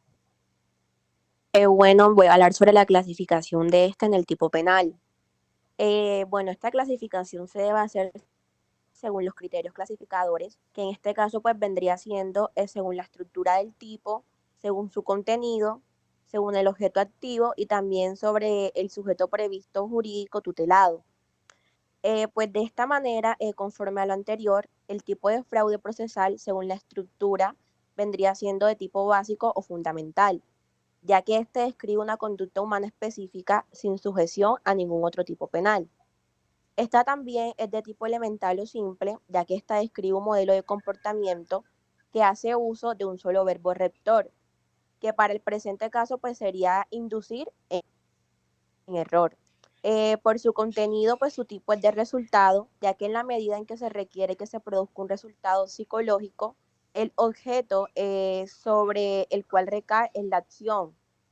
Y por último, ya vendría siendo pues de conducta, ya que este es permanente, ya que la inducción en error del servidor público se extiende en el tiempo, siempre y cuando éste no logre percatarse de la percepción de la realidad, ya que esta realidad pues siempre viene viciada, ya que ha sido inducida y pues por último, esta sería abierta, pues dado que no se precisaron las circunstancias ni las modalidades de conducta pues con las que ha de producir el resultado.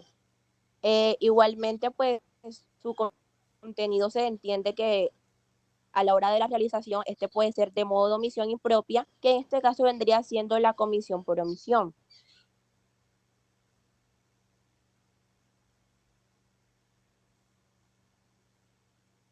Bueno, en relación con el sujeto activo, se trata de un tipo penal monosubjetivo o unisubjetivo, ya que la conducta descrita no requiere ser llevada a cabo por más de un sujeto, al no requerir este sujeto una calificación especial.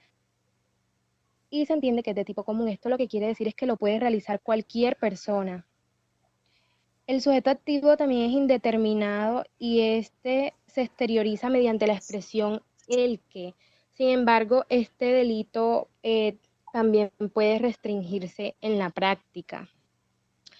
En cuanto al sujeto pasivo, no es otro que el Estado, debido a que este es el titular del bien jurídico tutelado.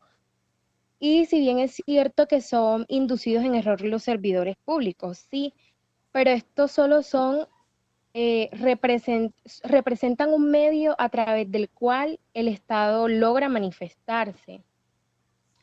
Con respecto al bien jurídico, no, profe, la anterior. Con respecto al bien jurídico, se considera que el bien jurídico protegido por el delito de fraude procesal es la administración de justicia y la actividad jurisdiccional del Estado. Y consideran que el bien jurídico protegido es la administración pública. entendiendo este último como que está contenido dentro del primero. Sin embargo, o sea, hay una pequeña parte que difiere de esto y dice que el bien jurídico que se lesiona es el de la administración pública. Y en este punto yo concuerdo, ya que el solo hecho de inducir en error al funcionario se está lesionando la administración de justicia, ¿cierto? Pero de una u otra forma eh, llega a lesionar a la administración de justicia, ya que como lo mencioné hace un momento, el servidor público solamente es un medio por el cual se está manifestando el Estado. ¿Me escuchan? Sí, claro, te estamos escuchando, fuerte y claro. Bueno, ya, que me había asustado.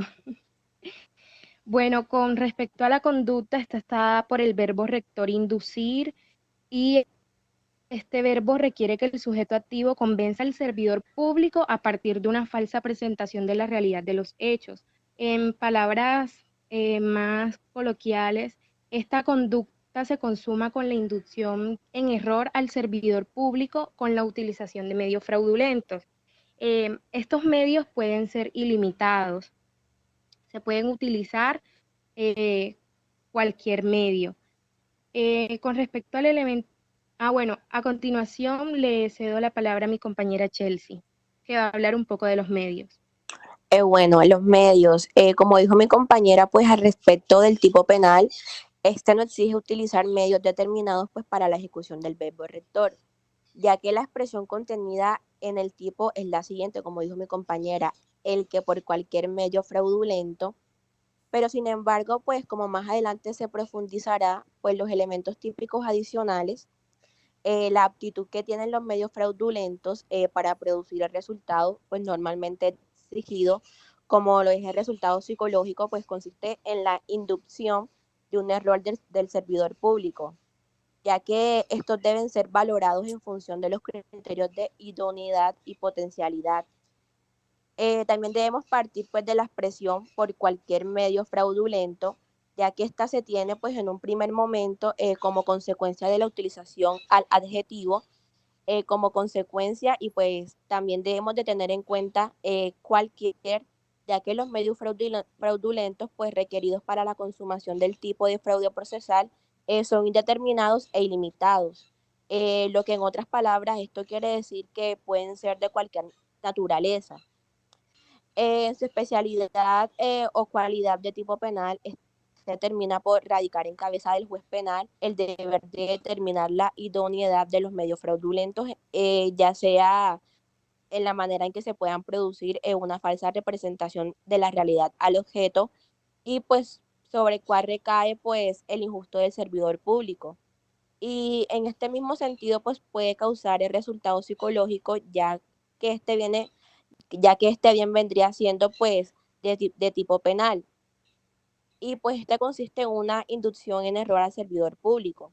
Esta idoneidad pues debe ser construida o analizada con fundamento en ciertas características esenciales de los medios fraudulentos pues que han sido esbozadas en la doctrina.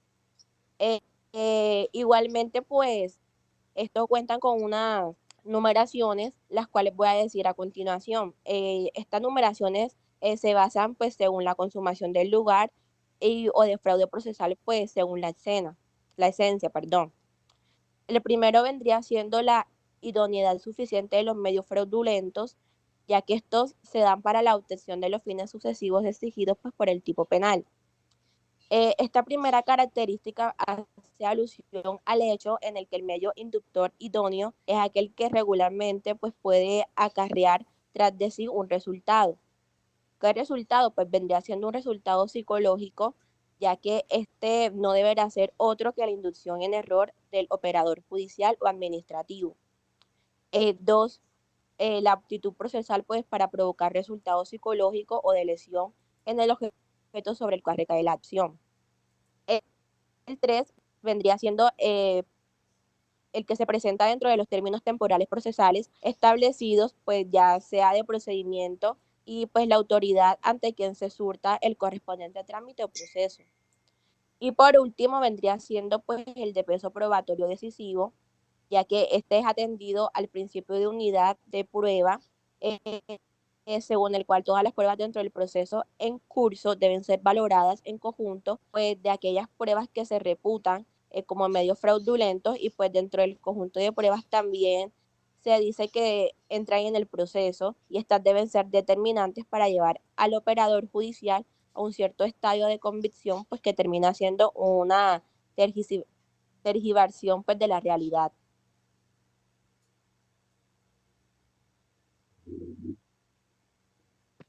Bueno, en cuanto al elemento descriptivo, ya dijimos que los medios utilizados han de ser fraudulentos y como estos son tan ilimitados, se puede usar cualquier medio como un documento, un testimonio, cualquier cosa que haga, o sea, que induzca en error a un servidor.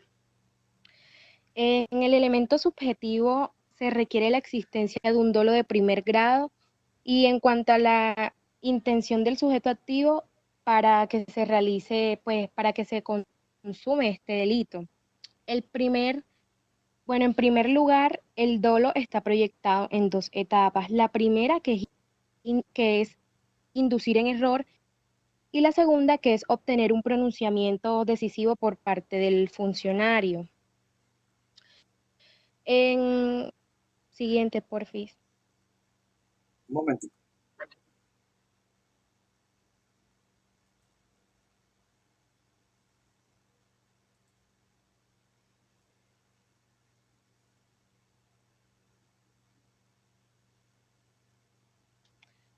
Ah, no, no, no, profe, se me había olvidado algo, devuelva la diapositiva. Disculpe usted. Bueno, ya vemos ahí que los elementos normativos pueden ser una sentencia, una resolución o acto administrativo que sea contrario a la ley. Y en cuanto al verbo rector, pues ya lo hemos mencionado, que es inducir en error. Siguiente.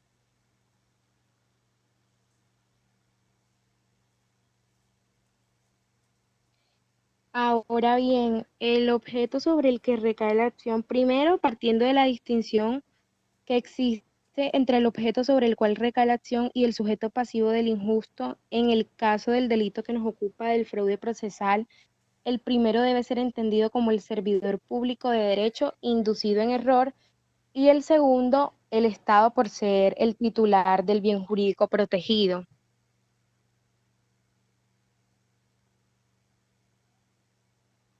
Yolari, una pregunta, explícame que tú en la primera diapositiva colocaste que el sujeto pasivo era determinado. Entonces explícame eso porque hay solamente hay tres: real, personal y fenoménico, ¿no? Yo puse que era indeterminado, ¿no?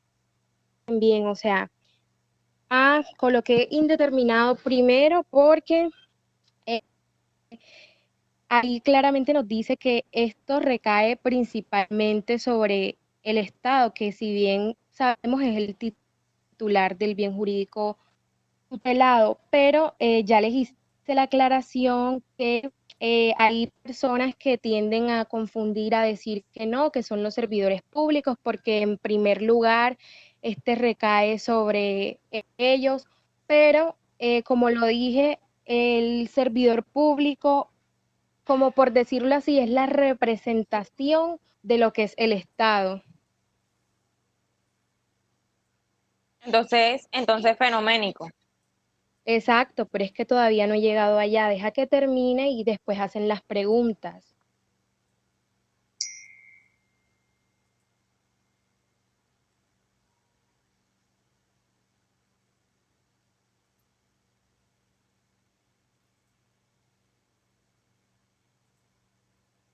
Profe, continúe.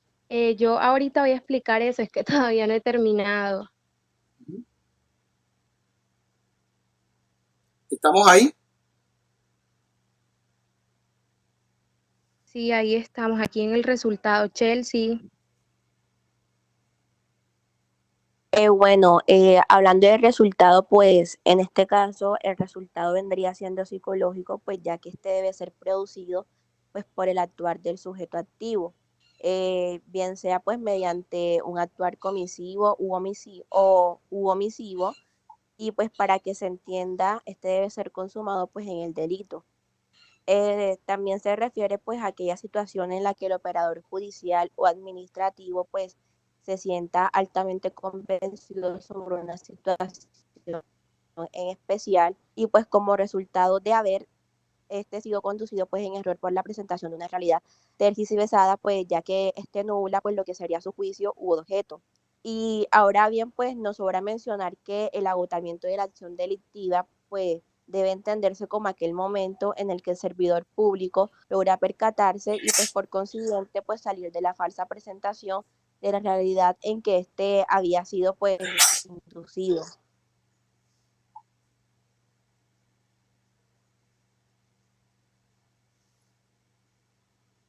Profe, pasa a la siguiente diapositiva.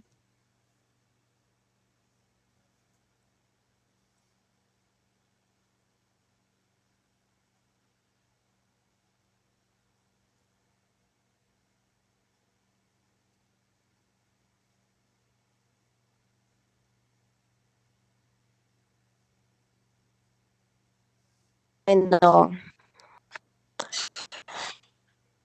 viene comisión por omisión. Se entiende pues que son dos los elementos que se deben valorar pues a la hora de hablar de la posibilidad de cometer un delito por comisión o por omisión. Por un lado está la existencia de una casualidad hipotética y pues actualmente pues la teoría de la imputación objetiva. Y por el otro está la existencia de un deber de garante en cabeza del sujeto activo. Pues el primer criterio hace alusión a la necesidad de que la conducta omisiva del sujeto activo haya podido ocasionar un resultado equiparable y pues de esto se deriva de una conducta positiva y esta conducta pues debe estar en el sujeto activo. Y en el segundo criterio pues se refiere al hecho de resultado que tiene con el fin de la relación del bien jurídico correspondiente, pues se atribuye a ciertas responsabilidades legales. Eh, para el caso de fraude procesal, este es totalmente factible, ya que se incurre pues en la conducta ilícita mediando comisión por omisión. Y pues las razones son principalmente, ya que uno pues, interviene en un proceso judicial o un procedimiento administrativo procesal tan estrecha relación con el bien jurídico protegido por el tipo penal de fraude procesal y pues tiene como comportamiento la lealtad procesal o la buena fe, lo que sin lugar a duda pues implica que quienes fungen como sujetos procesales determinado pues tienen posición de garante frente al bien jurídico de la administración de justicia. Y pues hablando de la imputación objetiva, pues se da a la hora de establecer la posibilidad de imputar el resultado exigido por el tipo penal, ya que busca el actuar de quien sería el sujeto activo del injusto. La teoría de la imputación objetiva pues permite la consecución de dicho propósito a partir de la determinación escalonada de tres elementos. El primer elemento vendría siendo la creación de un riesgo jurídico penalmente desaprobado, ya que este es relevante para el bien jurídico. El segundo vendría siendo la concreción de ese riesgo en el resultado. Y el tercero, pues, el ámbito de protección de la norma. Dando aplicación de esta teoría, pues, al delito de fraude procesal, es posible determinar que el riesgo jurídicamente desaprobado se refiere al uso de medios fraudulentos o mecanismos inductores dentro de un proceso jurisdiccional o un procedimiento administrativo. Y pues eh, eh, eh, eh, eh, para finalizar, este riesgo se concreta en el resultado en la medida en que los medios fraudulentos induzcan en el público. El resultado pues está dentro del ámbito de protección de la norma y precisamente del artículo 453 del Código Penal, ya que este tiene como finalidad pues prevenir y sancionar las conductas que atenten contra la función pública de administrar justicia.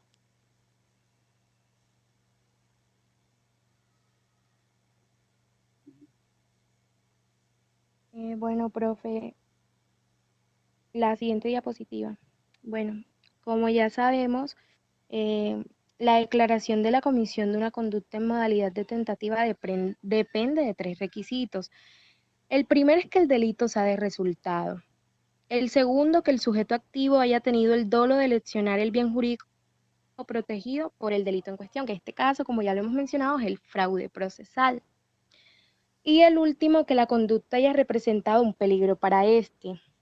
Bueno, el delito de fraude procesal sí admite tentativa, primero por ser un delito de resultado psicológico. Aquí existe la posibilidad de que el sujeto activo quiera lesionar al bien jurídico protegido y finalmente que este último pueda verse en peligro sin resultar lesionado. Ahora, imagínese que un sujeto quiere inducir en error a un servidor público a través de medios fraudulentos con idoneidad suficiente para poder lograr el proferimiento de una sentencia, un acto administrativo o una resolución a su favor. Pero una vez iniciado los actos, es decir, haber puesto a disposición del despacho los medios fraudulentos para pretender aducir, no logra la obtención de este propósito, que en este caso sería el resultado psicológico de inducir en error al servidor público.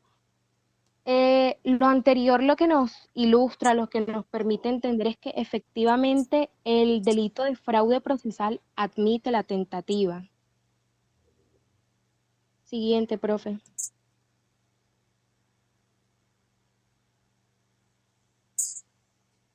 Bueno, ahora voy a tocar las consideraciones de la Corte. Bueno, la Corte considera este delito como fenomenológico porque se concreta la violación del interés jurídicamente protegido, que en este caso es la administración de justicia. Lo considera como autónomo porque no necesita complemento de otro para configurarse, es decir, este por sí mismo se da, no necesita ayuda de otro ni nada por el estilo. Y lo considera de mera conducta porque se consuma la producción del error, o sea, se tiene que producir el error para que éste pueda consumarse. Así no alcance a manifestarse en sentencia o en una resolución. O sea, no es necesario porque, como lo mencioné anteriormente, el solo hecho de hacer inducir en error al servidor público, ya ahí se configura este delito.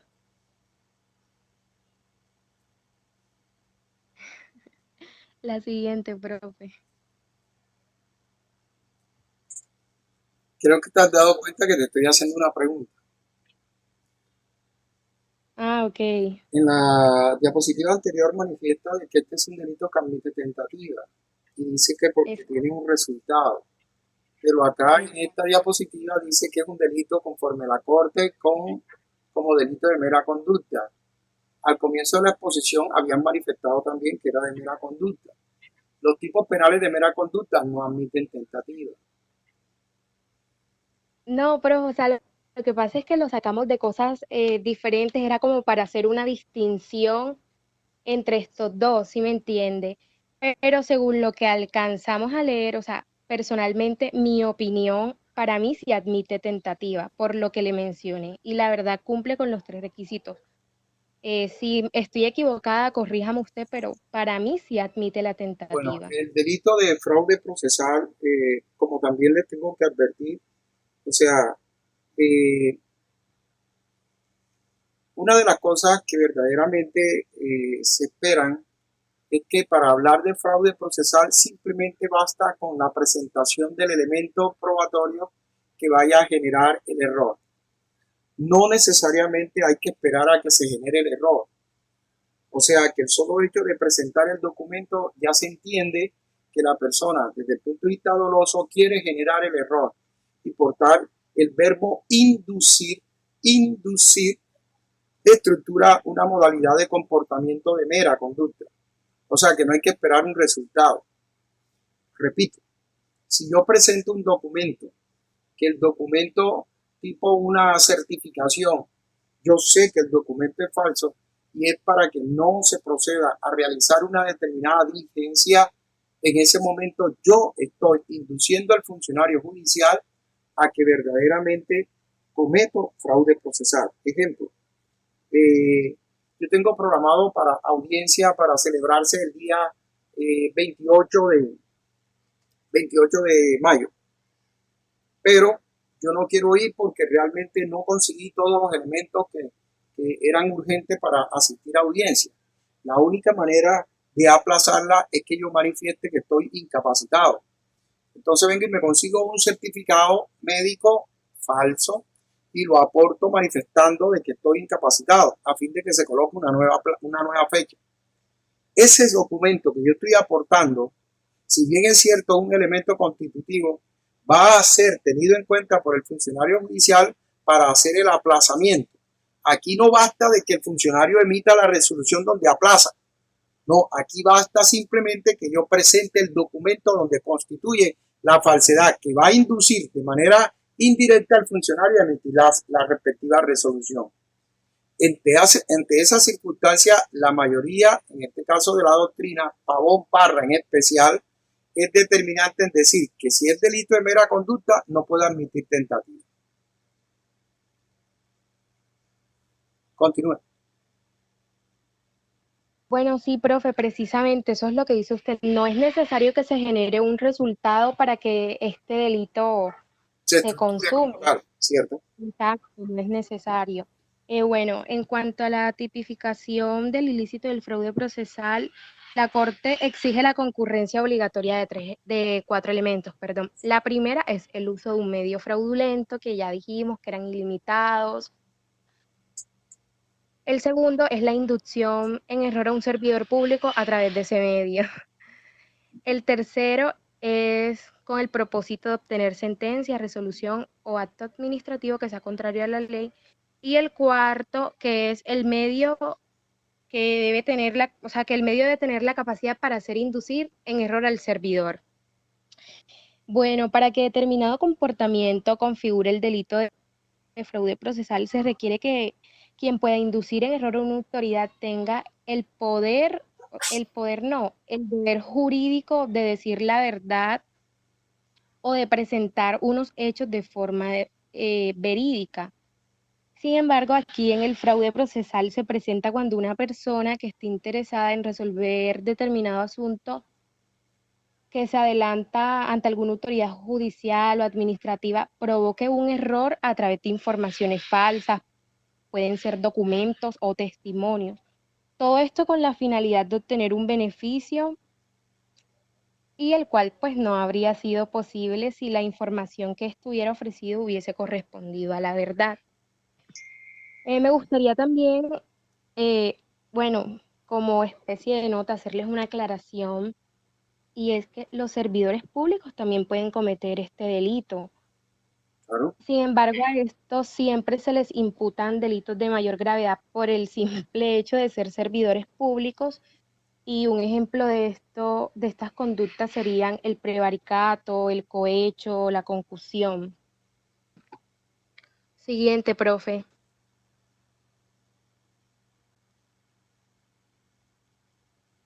Y bueno, ya para finalizar con la intervención, les voy a hablar sobre el concurso entre el tipo penal de fraude procesal y el de falso testimonio. Si bien sabemos que el falso testimonio es mentir acerca de algo, como lo mencionó el profesor hace unos minutos atrás, pero para que me entiendan, yo se los voy a explicar con un ejemplo. Bien, o sea, tomamos un sujeto procesal, puede ser de cualquier proceso, y a este se le va a practicar un interrogatorio de partes, pero dentro del interrogatorio de partes que se le está realizando, miente con la finalidad de inducir en error al servidor público, obteniendo posteriormente la obtención de un resultado psicológico de tipo penal. entrando en un concurso de tipo ideal, primero porque representa una unidad de conducta. La finalidad es una sola. En este caso es hacer inducir en error a un servidor o a un funcionario. Y en el falso testimonio y el fraude procesal, las conductas típicas, pues aquí no se excluyen. Esto lo que quiere decir es que se pueden dar las dos al mismo tiempo, o sea, estas pueden ser complementarias, dándose aquí el concurso de tipo ideal o formal porque se cumplen con las siguientes características. Primero, como ya lo mencioné, la unidad de sujetos, ya sea activo y pasivo, y la unidad de conductas. Finalmente las dos conductas se complementan, pero o sea, ustedes se estarán preguntando por qué. Y es porque si el sujeto activo no hubiese faltado a la verdad, el resultado psicológico de haber quedado inducido en error no se hubiese obtenido. Muchas gracias. Listo. De todas maneras, muy bien. El aporte hay que tenerlo en cuenta. Hay que recordar mucho lo que nosotros vimos en derecho penal. La aclaración que hizo Daniela es correcta en el evento de que este delito es fenoménico. ¿Qué significa fenoménico? Fenoménico significa que es el sujeto al cual no se sabe dónde está recayendo el comportamiento. Mientras que cuando ya hablamos, por lo menos, del objeto material y el objeto jurídico, ya entonces decimos es exactamente donde ya recae el comportamiento. Y ahí vamos a decir que es fenomenológico. Entonces, para hacer la distinción, una cosa es el sujeto pasivo y otra cosa el objeto. En lo que resta, por lo menos, es un delito de mera conducta, muy bien, en lo que tiene que ver con los grados de participación y concurso que se pueden dar. Es importante decirle que realmente, antes que con el falso testimonio, el fraude procesal concurre más con la falsedad en documentos, sobre todo porque los documentos que se aportan son falsiarios para tratar de lograr el fraude como tal, o sea, el error por parte del funcionario judicial. Bueno, señores, yo creo que ya saben cómo va a ser la estructura de lo que va a ser el examen final. Repito, tienen que hacer la diapositiva con características institucionales. Bonitas estas diapositivas, son por fuera de lo común, pero las que se requieren que ustedes van a presentar son eminentemente con el logo de la universidad, ¿vale? Entonces nos quedamos así. Déjenme pasar la lista.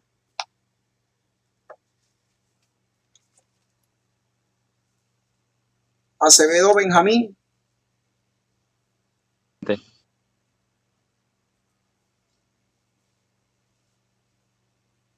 Valeria Arnedo. Presente. Andrea Barrios. Andrea. Profe, Andrea no tiene luz. Pero Andrea, tenemos 2 clases sin verla.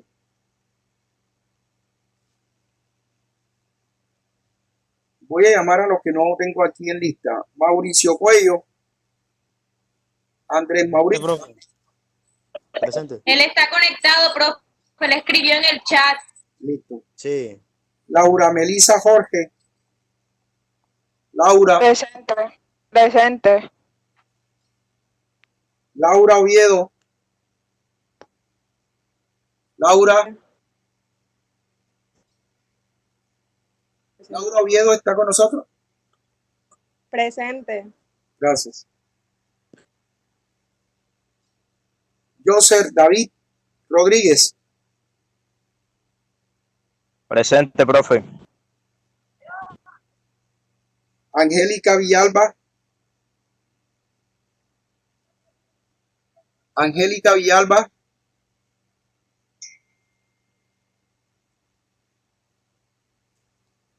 Carla.